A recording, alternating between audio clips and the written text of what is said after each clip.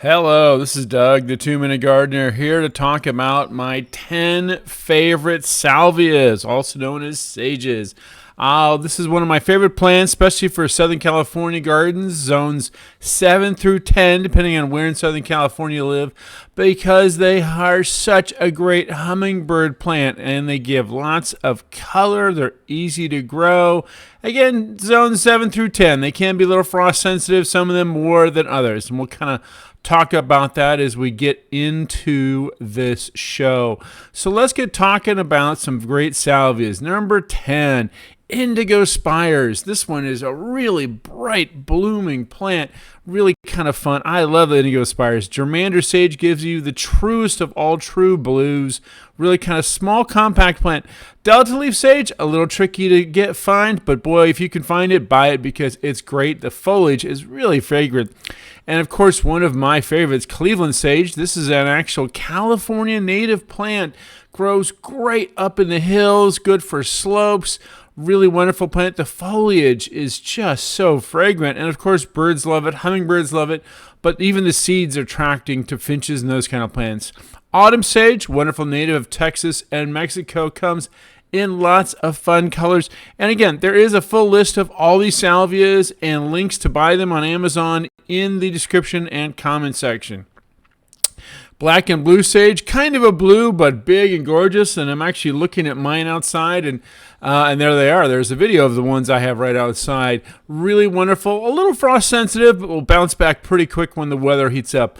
Pineapple sage, because the foliage smells like pineapple. It really does. It's really kind of a neat plant. Definitely one of the more sensitive tropical plants. Not really good in the frost, but it's just so much fun to have in the garden. And hummingbirds love those red tubular flowers. Hot lips, because they look like they have a little lipstick painted on all of them. They're so cute. Great for, if you're doing a red, white, and blue garden. You got some blue salvias. Here's some red and white salvias. These are really, really fun plants. My number 2 plant, Chiapa sage, blooms really long. Basically, only stops blooming in extreme heat or extreme cold. Great hummingbird plant, self-cleaning, although it does look better if you prune it once a year.